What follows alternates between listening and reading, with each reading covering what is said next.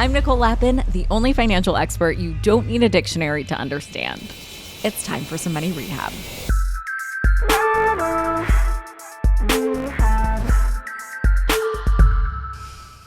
Here's your weekly roundup of the biggest headlines on Wall Street and how they affect your finances. This is a juicy episode, and we're kicking it off with a chaotic mess over there at OpenAI, which is the company, of course, that made ChatGPT.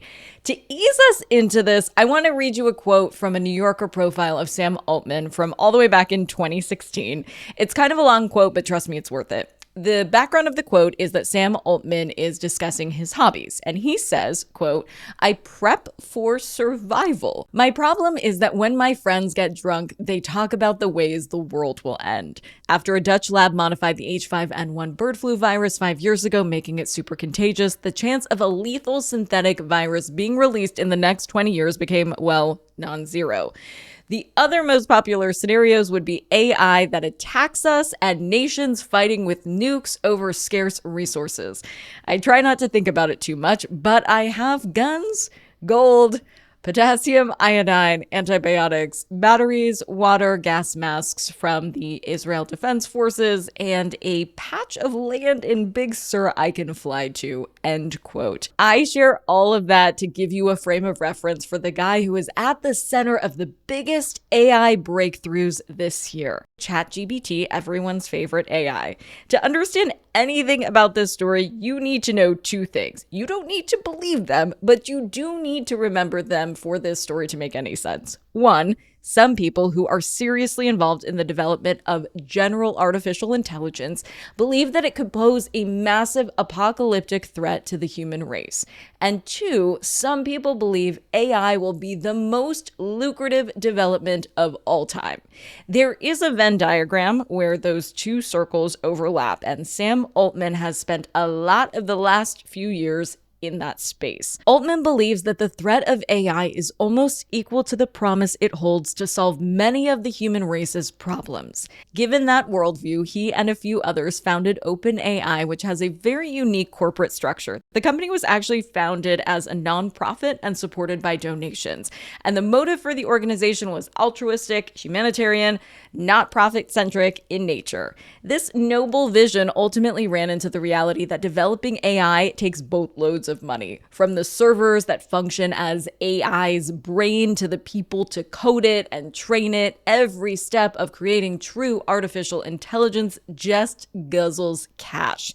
So Altman created a for-profit corporate subsidiary of the company to take on outside investments, although those investments would be capped. Their official page about their corporate structure says, quote, "It would be wise to view any investment in OpenAI Global LLC in the spirit of a donation, with the understanding that it may be difficult to know what role money will play in a post-AI world," which is honestly a little unhinged. The nonprofit controls the for-profit subsidiary, and the whole thing is governed by a board of directors, including founders like Sam Altman, as well as other experts in the field who do not have a financial stake in the business. The idea is that the board of directors would act as sort of a moral leash on the company, directing its work in a way that resulted in a benevolent AI that would aid humanity, rather than a sort of AI that would have Altman flying, I guess, to Big Sur with guns, gold, and gas masks. At some point recently, something that Sam Altman did triggered that independent board of directors to fire him, which they can do because they oversee the operations of the OpenAI company and its money-making wing. The board didn't have to consider the feelings of major investors like Microsoft because that's none of its business. It is only interested in what creates a benevolent AI.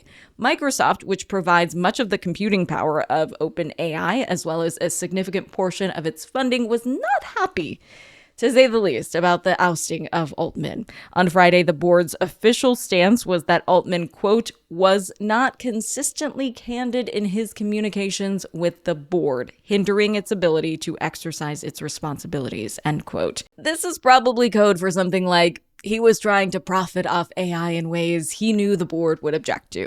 This story could have huge global implications and impacts, or it could be the tiniest of teacup tempests. The question is, did the board fire Altman because he was developing technology they found dangerous, or because he was raising money, or because he was profiting from AI in ways the board found unethical? While this could be about the future of life on Earth, it could also be about boring details of corporate governance. What we do know is that Altman was quickly offered a job by Microsoft, leading an advanced research lab there. But Altman didn't come alone. The vast majority of OpenAI's employees quit in protest and seem very willing to follow him to Microsoft to continue their work there. So they appear to continue to have faith in him, and Microsoft's stock rallied on this news. This is a random lucky break from Microsoft. They are acquiring some of the greatest institutional AI knowledge around without actually facing any sort of monopoly oversight or lawsuits. I mean, if they went out and tried to buy OpenAI, it seems probable that the government would have many questions. However, the exodus of employees would leave OpenAI a hollow shell of a company. So that is where things stand at the time I am recording this. Assuming the Altman story doesn't end in a dystopian universe run by AI, it is a very fun story about an eccentric tech founder and the company he's in the process of maybe ruining. Elon Musk used to be fun, but not anymore. Like Kanye West, it doesn't really matter how many times I listen to 808 and Heartbreaks during a breakup in 2008. After he made anti-Semitic statements, I removed him from all of my playlists because no one needs an anti-Semite in their lives. And I think it might be time to remove Musk a little bit more from my life as well. Under Musk's management, X has basically abandoned content moderation. The company has claimed that it is doing so for free speech reasons. But since Musk has gutted the company and content moderation is time-consuming and can't really be automated, it's also possible that it's simply too difficult and expensive. This has created an environment where neo-Nazis and other white power movements have flourished. Musk has flirted with a great deal of problematic speech himself, and this weekend took it a step further by explicitly agreeing with a really gross anti-Semitic post. Into this toxic soup comes several reports of just how scary it's getting over on X. One study found that premium X users are pushing the Great Replacement theory and other racist and anti-Semitic tropes, which have led to real-world violence. Another study documented ads by major companies next to Nazi and white power content, which these advertisers definitely didn't want, and makes them concerned that X is no longer a brand-safe place to advertise. As a result, major advertisers like Apple, Warner Brothers, Disney, and IBM have all pulled back advertising from the company. Musk has responded with a lawsuit. If only X had an independent board like OpenAI. And also, I have used the name X so far in this episode, and I hope everyone can hear just how ridiculous it sounds. It almost sounds like I'm talking constantly about a former partner, like an ex. Anyway, unhinged branding and Nazi content are a big no for me. But as a Jewish person, these comments create a risk for me, my family, and my friends. So I am not sure if Elon Musk is anti-Semitic or not.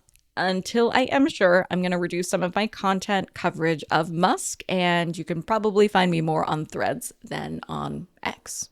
I want to end this episode, though, on a positive note. Gas prices are falling just in time for one of the busiest travel days of the year. Not only is that great news if you have to make a long drive to see grandma tomorrow, it could also signal larger reduction in inflation, and I'll take it. One of the biggest drivers of prices is fuel costs, and this could signal a larger reduction in inflation than expected. For today's tip, you can take straight to the bank. If you're feeling extra grateful this holiday season and plan to double down on that feeling by donating to a cause you believe in, be sure to keep that receipt so you can write off the donation. I know it seems like a pain in the butt, especially if you're not giving very much. But think of it this way. If you saw a $20 bill on the ground, would you bend over and pick it up? If you would, then don't throw a $20 bill or more in the trash by tossing the donation receipt. Money Rehab is a production of Money News Network. I'm your host, Nicole Lappin. Money Rehab's executive producer is Morgan Lavoie. Our researcher is Emily Holmes. Do you need some money rehab? And let's be honest, we all do. So email us your money questions, moneyrehab@moneynewsnetwork.com, to potentially have your questions answered on the show or even have a one-on-one intervention with me. And follow us on Instagram @moneynews and TikTok @moneynewsnetwork for exclusive video content. And lastly, thank you. No, seriously, thank you. Thank you for listening and for investing in yourself, which is the most important investment you can make.